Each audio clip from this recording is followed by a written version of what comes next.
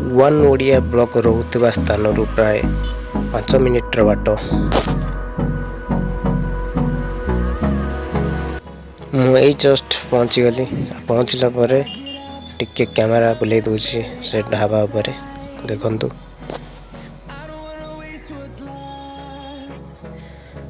एटा होची से होटल रो एंट्रीटा। सब फूड मान रखा जाइए। भात डाली तरकारी भजा सालाड पापड़ सब रखा जाइए। बर्तमान सालाड प्रस्तुति चलती। खास कर मैं खाइबी बोली कहीदेली ये मो व्यवस्था कर ढाबार पिला ढाबार भीतरटा आप देखिपार एकदम देसी स्टाइल जोटा देसी स्टाइल खाद्यर स्वाद देसी स्टाइल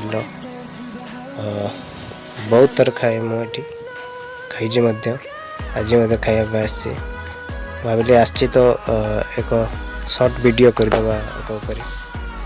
होटेल ना हूँ महानंद महारती विहार जस्ट छक अवस्थित।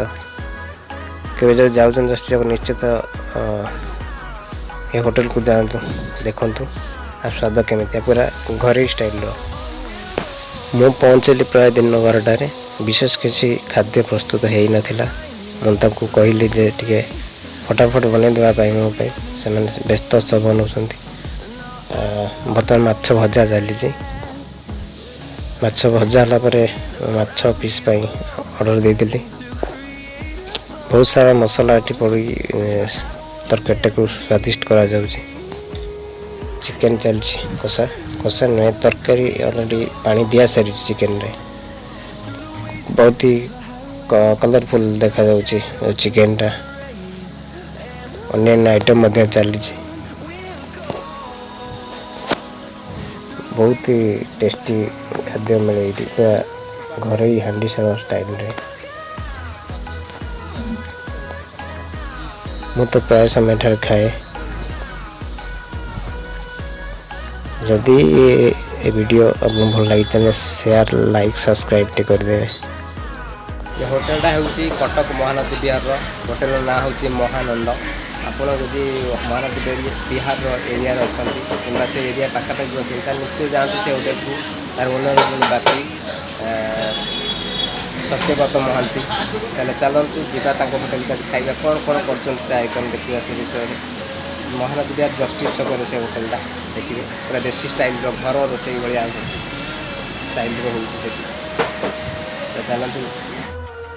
खास करी मो पाई बहुत तत्पर अच्छा होटेल कर्मी माने मुझे कहली मु जल्दी खाई जीव बोली मो व्यस्त ही बाड़ीदेले।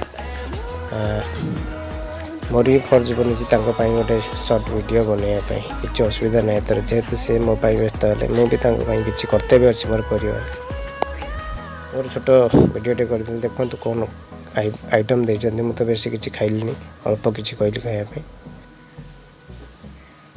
बयसर कृष्णचूड़ा रंग तमा मंद नुहे बहुत बढ़िया टेस्टी स्वादिष्ट खाद्य सतरे महानंद होटेल पूरा आनंद देला एकदम बढ़िया से खाई मु बाहर से कहते पैसा नेबुनि बोली मुझे नाई नाई नबाक ही पड़ो